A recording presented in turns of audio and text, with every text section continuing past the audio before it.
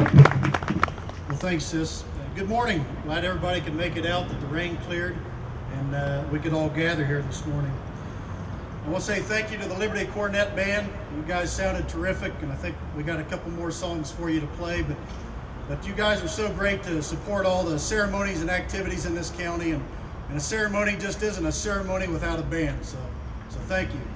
Thank you to the Adams County Commissioners for providing the bicentennial bell that we're going to ring here in a little bit, and for the refreshments afterwards that we'll hope you all stick around for. Thank you to the Daughters of the War of 1812, especially Sis McCoy, who spent hours planning and preparing for this ceremony so that we could do honor to our patriots who've gone before us. The War of 1812 is often forgotten in our collective memory, but the sacrifice of the men who left their homes, families, and livelihoods can never be taken for granted. At the beginning of the 1800s, Adams County was still a vast wilderness. The valleys and the hills were covered with trees, and the threat of attack from Shawnee Indians was very real.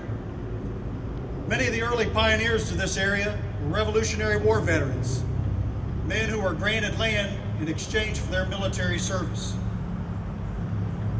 When America declared war on Great Britain in 1812, many of these war-hardened patriots and their sons set aside their axes and their plows and answered the call to the service of their nation. And the state of Ohio committed over 26,000 troops in support of this conflict, which accounted for about 10% of the population at that time. Compare that to today, where less than 1/2 of 1% serve in the active duty military. Now, hundreds of those 26,000 troops came from right here in Adams County. Now, the names of these men are too numerous to name, but I wanted to highlight just a few that should be familiar to everyone. Israel Donaldson was a man who settled at Massey Station, present-day Manchester, after teaching school in Maysville. Israel was later captured by the Shawnee Indians while conducting surveying with Nathaniel Massey. He escaped a few days later and made it back to Fort Washington, which is present-day Cincinnati. He served as postmaster in Manchester, county treasurer, and was a delegate to the Ohio State Constitutional Convention in 1802. John Treber, who was the builder and owner of Treber's Inn. It still stands along the old Zane Trace Highway, which is Highway 41. Now, John Treber was said to be a man of great strength. It was said that he could hold a 45-pound weight suspended from his little finger while leaning over to write with a piece of chalk on the wall with perfect ease. Captain Samuel Bradford, the son of General David Bradford, who built and operated the Bradford House, currently known as the Wayside Inn. Captain Bradford went off to war after serving as county recorder in 1810 and sheriff in 1812 and 13. In July of 1813, he left Adams County at the head of a militia company, but he was not to return home. 1 month later, he died and was buried near Urbana, Ohio. Major Joseph McKee from Green Township served in the war until December of 1814. He came home and served as a justice of the peace and later hauled salt down the Ohio River on killboats. In 1863, he once again picked up a musket and shouldered arms when the threat of John Hunt Morgan's Raiders came through Ohio. And he finally passed away at the age of 92 near Wagner's Riffle. Colonel John Ludwig, who was one of the first grand jurors of Adams County and served several terms as county sheriff, went off to war at the command of a regiment at 55 years of age and was recognized by General William Henry Harrison for his discipline and bravery in combat. After the war, he came home to serve another term as sheriff and is known to have marched the judges at the beginning of their term through military music to their offices while he wore his cocked hat and sword on his side. Colonel William Kirker, the son of Governor Kirker, left behind his wife Esther and his family at the well-known Kirker Farm in Liberty Township to fight for his country. And we've already recognized some of his family members here today.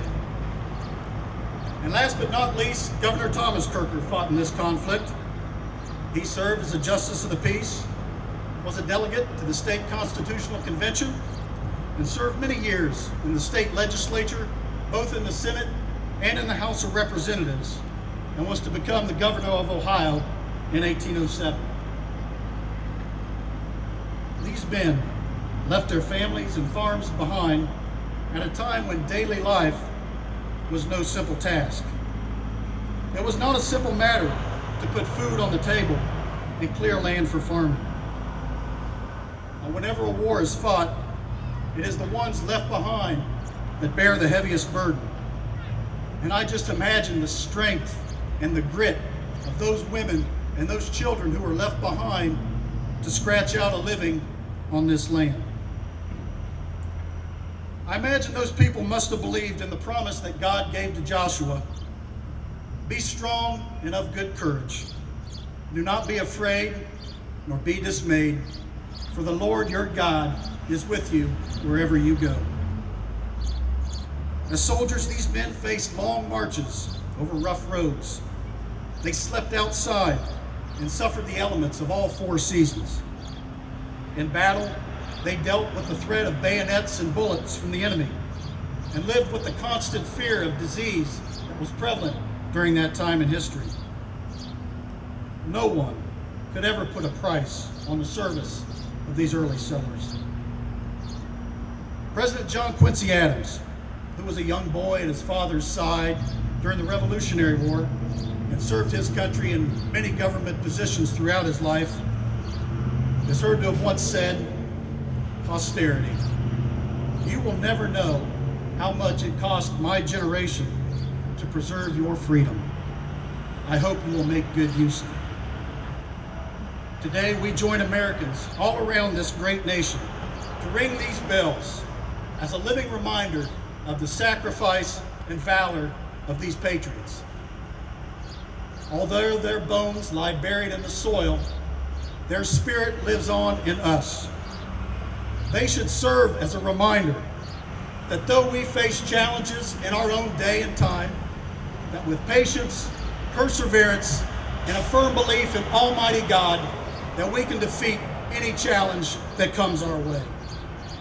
It is up to us to build on the legacy of these early pioneers and to help this county and this country grow into the kind of place that they dreamed it could be.